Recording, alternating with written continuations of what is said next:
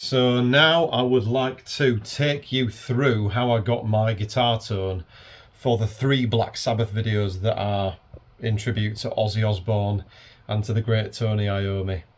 I say that primarily, but of course it's Black Sabbath as a whole throughout the Ozzy Osbourne period because they were just mind-blowing. So yeah, let me start with turning the camera around, and I'm going to show you my setup with all of my equipment. There were 2 guitars that I used, as some of you may have noticed. There was number 1, my beloved Ibanez Premium Universe 7-string electric guitar, the green and the black one, and number 2, my trusty Fender Stratocaster Lake Placid Blue colour.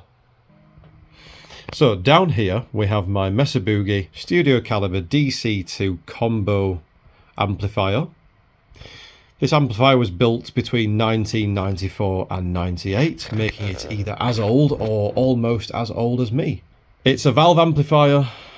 The valves are at the back of the preamp, and it's seated atop of the chest.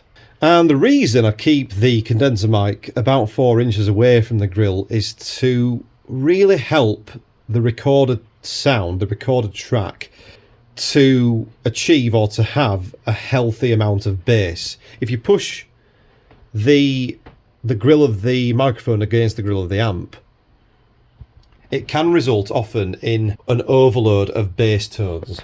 This is also especially important with a condenser microphone because they have a more sensitive diaphragm inside than what the dynamic microphone has.